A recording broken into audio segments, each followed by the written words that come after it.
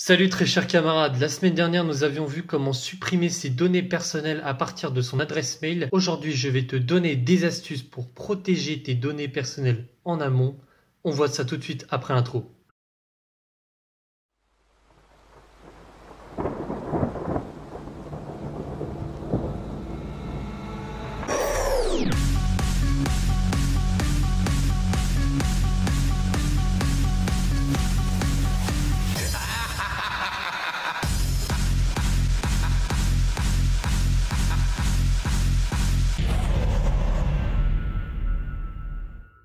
Avant que la vidéo commence, je t'invite à aller voir sur mon blog pierreloiseau.com l'article comment protéger ses données personnelles. Voilà, je vais te dire les principales astuces dans cette vidéo, mais il y en aura d'autres dans cet article. Et je t'invite aussi à aller naviguer sur tout mon blog car tu verras d'autres guides, des tests et de l'actualité cybersécurité si ça t'intéresse. Voilà, tout de suite, on passe aux astuces. Alors, si tu es sur Windows, ce qui je pense est le cas, dans un premier temps, déjà, tu peux réfléchir à passer sur Linux. Au niveau de la confidentialité, les distributions Linux sont quand même meilleures. Mais ça ne correspond pas à tout le monde. Si tu veux jouer, si tu veux avoir des licences, sur Linux, c'est un petit peu compliqué. Même si aujourd'hui, tu peux l'utiliser tous les jours avec Ubuntu, c'est plus un système qui s'adresse quand même aux développeurs. Mais si tu es tout de même sur Windows, je vais te montrer déjà comment un peu plus protéger tes données personnelles. Parce que oui, Microsoft a fait des efforts depuis Windows 10 sur la gestion des paramètres de confidentialité, mais c'est pas encore ça. Donc tu vois, on a un onglet confidentialité et on va aller déjà faire un petit tour. Donc dans un premier temps, dans le général, tu vois, tu vas désactiver tous ces trucs-là. Franchement, ça sert à rien et ça aide juste à Microsoft de t'envoyer de la publicité pour qu'elle soit plus intéressante. Bon, en gros, c'est te traquer et te proposer de la publicité. Entrée manuscrite et personnalisation de la saisie. Bon, bah ça, tu désactives. Très franchement, tout ce qui en fait va un peu te surveiller, très franchement, tu n'en as pas besoin.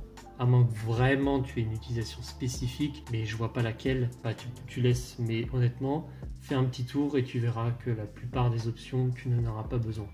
Diagnostic et commentaires, pareil ici, tu vas envoyer que les données requises, envoyer uniquement le nécessaire pour pouvoir indiquer voilà, si ton appareil fonctionne correctement, au cas où tu as des erreurs, etc.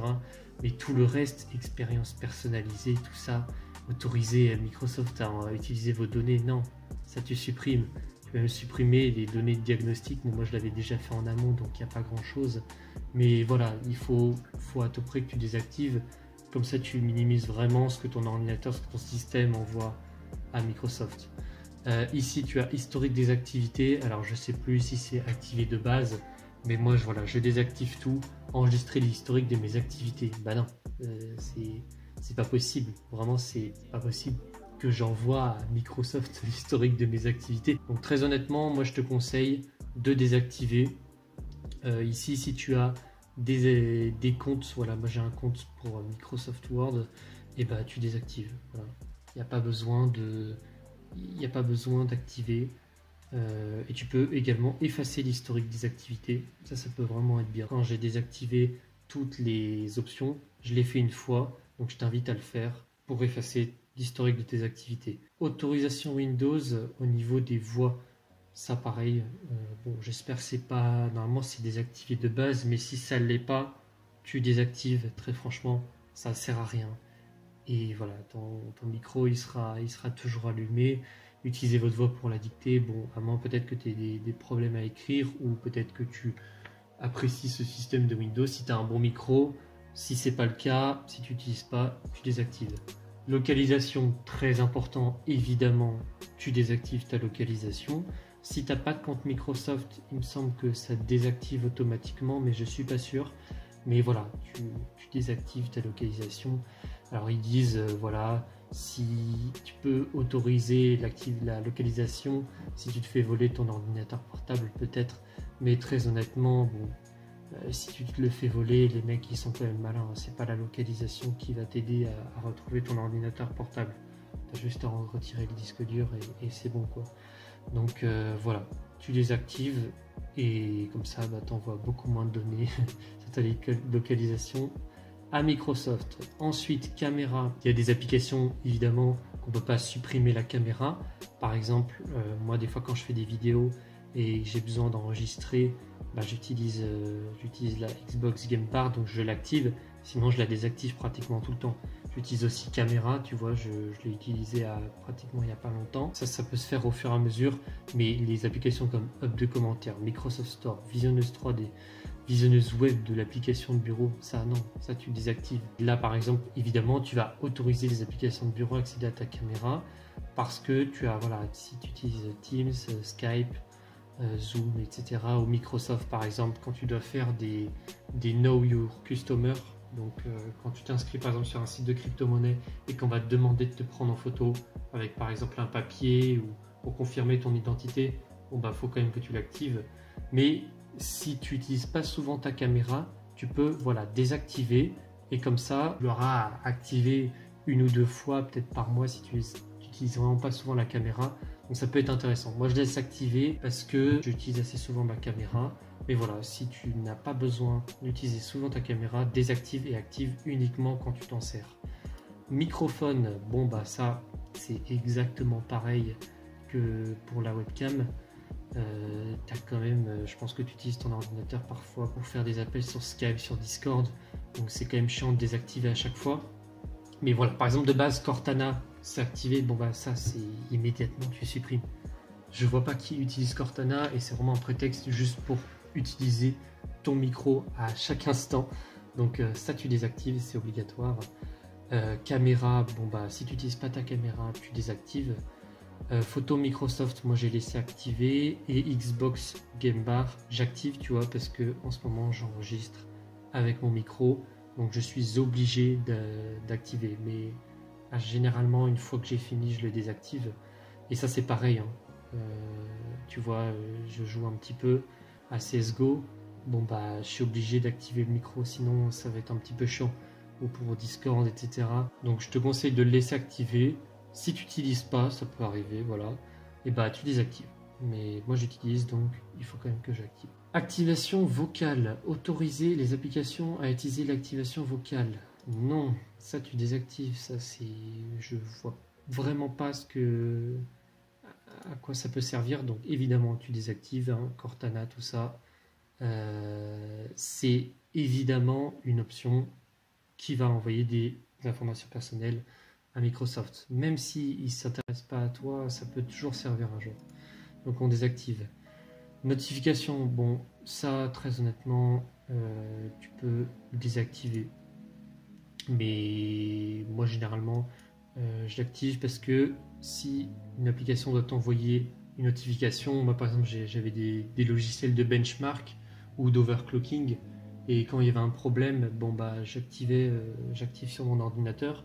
Si tu ne regardes jamais tes notifications, désactive. Informations sur le compte. Alors, autoriser les applications à accéder aux informations de vos comptes.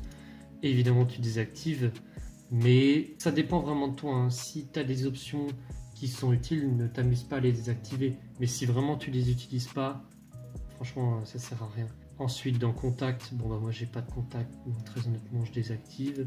Calendrier, je mets rien sur mon calendrier, donc c'est pareil. Appel téléphonique, tu supprimes, même si tu n'as même pas enregistré de trucs.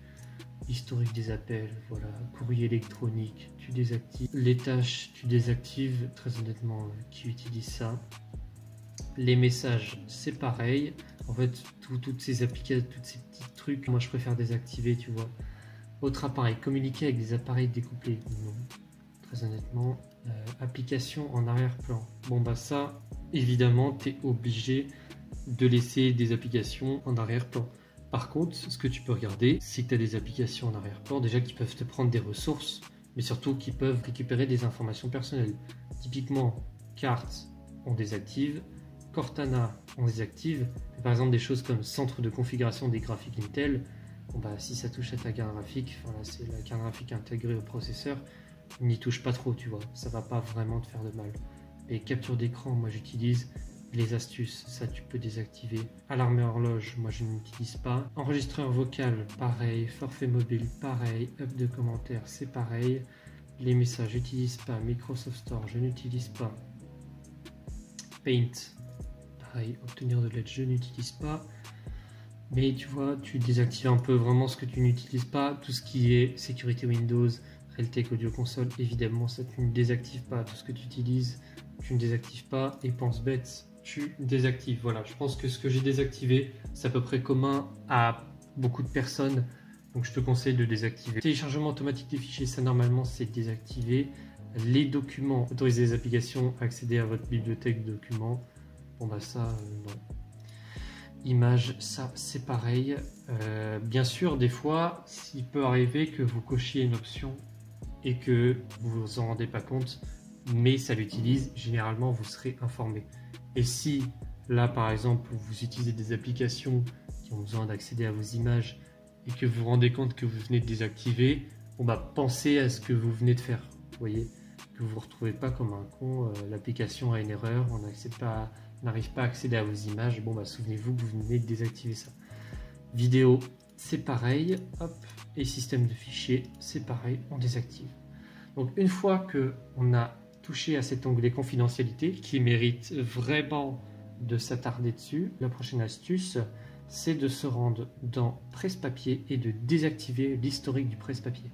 Ça, c'est très important parce que si, par exemple, vous faites pirater votre ordinateur, voilà, vous êtes allé dans vos spams, vous avez téléchargé une pièce jointe et cliqué sur activer les modifications sur Microsoft et vous, par exemple, un hacker prend le contrôle de votre ordinateur, et ben, il peut accéder au presse-papier. Et souvent dans les presse-papiers, qu'est-ce que ça peut être? Ça peut être des mots de passe, ça peut être n'importe quoi. Dans tous les cas, moi je vous conseille de désactiver l'historique du presse-papier et d'effacer évidemment vos données. Ça c'était concernant Windows.